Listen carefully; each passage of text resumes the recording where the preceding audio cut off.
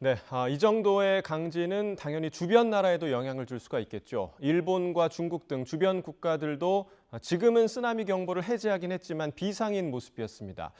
타이완 강진 발생 원인, 또 추가 여진 가능성 등 자세한 내용을 이번에는 김광희 부산대 지질환경과학과 교수 화상으로 연결해서 함께 이야기 나눠보겠습니다. 교수님 연결돼 있으시죠? 예, 안녕하세요. 부산대학교 김광입니다. 네, 반갑습니다. 자, 규모 7.4, 타이완 강진의 규모 7.2죠. 7.2로 알려졌는데, 자, 이 정도면 어느 정도 규모인 건가요? 규모 7이 넘는 지진은 사실 우리나라에서는 좀 상상하기 힘든 아주 큰 규모의 지진입니다.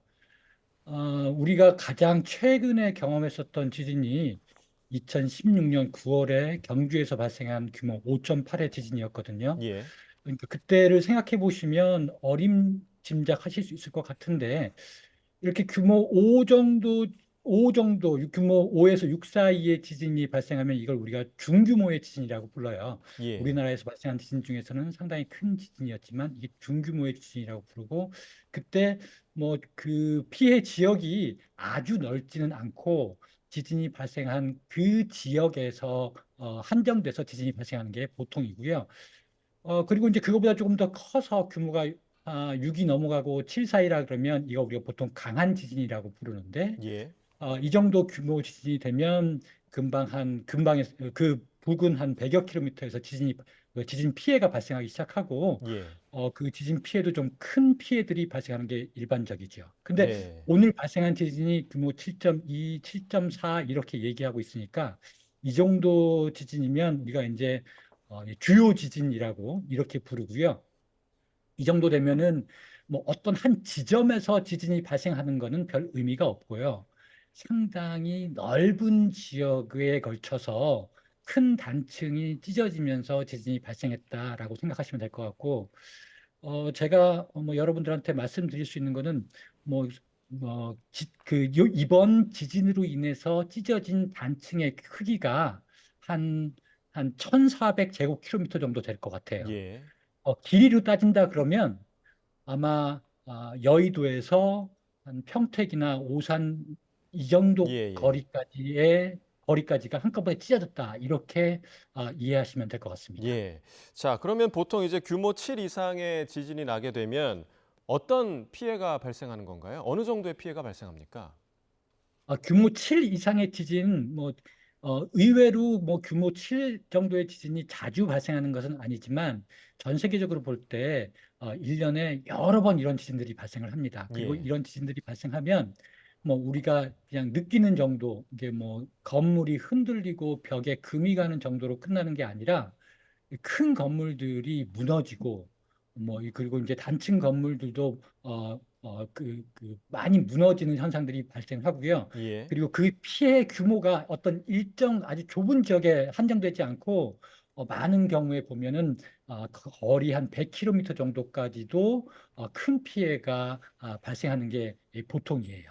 네. 그러니까 넓은 지역에 걸쳐서 큰 피해가 발생할 수 있다. 7 이상이면. 자, 그리고 이제 이번 타이완 강진 후에 규모 6 이상의 여진도 발생했던데 앞으로 추가 여진 가능성도 좀 있을까요? 그렇죠.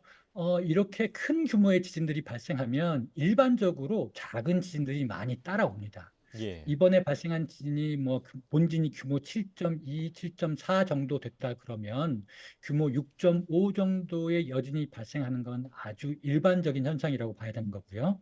이 이후에도 규모 6.5 정도 되는 지진이 여러 번 발생할 수 있습니다. 예. 그래서 이 지진이 발생한 지역 요 부근에서는 앞으로도 상당 기간 이 지진의 발생 현황을 꾸준히 모니터링 해야 될 것으로 생각합니다. 네. 그러니까 현지에서 지금 대비를 해야 될 텐데 이 화롄 지역이 과거에도 강진이 좀 여러 차례 있었더라고요.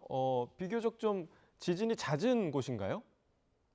그렇죠. 이 지역은 사실 이제 우리가 가끔 가다가 이제 뉴스를 통해서 대만 지역에서 지진이 발생했다 하는 얘기를 듣기도 하는데 우리가 최근에도 이 지역에서 지진이 발생한 사실들을 여러 번 접한 적이 있습니다. 예. 사실 가장 최근에는 2018년도에도 지금 지진이 발생한 곳으로부터 한 15km 정도 북쪽에서 규모 6 이상 되는 지진들이 발생해서 아주 큰 피해가 발생하기도 했고요. 오늘 지진이 발생한 곳으로부터 한 7, 80km 남쪽에는 타이동이라는 도시가 있기도 한데 여기에서도 최근에 지진이 발생해서 큰 피해가 발생했기도 했었습니다.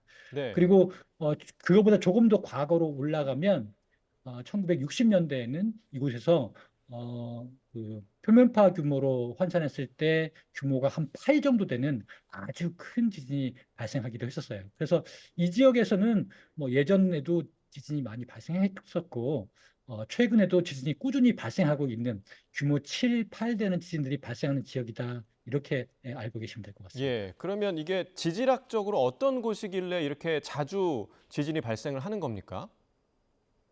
이 지역은 이 지역 주변에는 사실 대만 주변에 아주 복잡한 지질 현상들이 일어나고 있습니다. 예. 우리가 이렇게 지진이 큰 지진들이 일어나는 곳을 우리가 판과 판의 경계 지역이다라고 하는데 대만은 특히 하나의 판, 두 개의 판이 만나는 게 아니라 여러 개의 판이 만나면서 대만의 동쪽에서는 필리핀판이 유라시아판 밑으로 섭입하는 현상, 밑으로 땅이 들어가고 있는 현상이 있고요.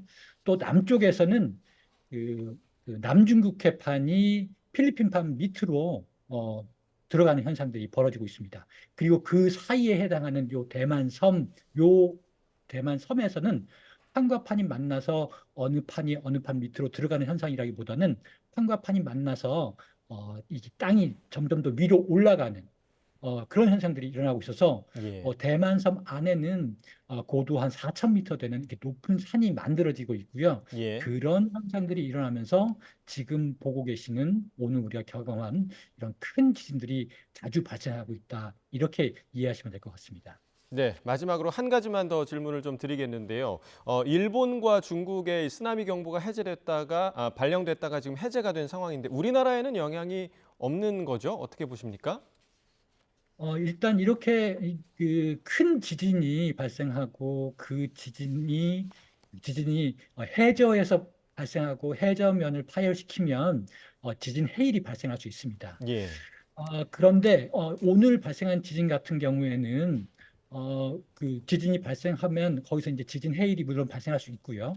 그 주변에 피해를 입힐 정도로 큰 물결이 도착할 수도 있는데 다행스럽게 이 지진이 발생한 곳과 우리나라 사이에는 비교적 얕은 바다가 위치해 있습니다. 예. 그래서 물이 많지 않고 생대적으로 봤을 때 깊은 바다가 아니다 보니까 물이 많지 않고 그러다 보니까 지진 해일의 영향이 조금 적을 거라고 그렇게 생각이 됩니다. 알겠습니다. 오늘 여기까지 듣도록 하겠습니다. 김광희 부산대 지질환경과학과 교수와 함께 지진 관련 이야기 나눠봤습니다. 교수님 고맙습니다. 예, 고맙습니다.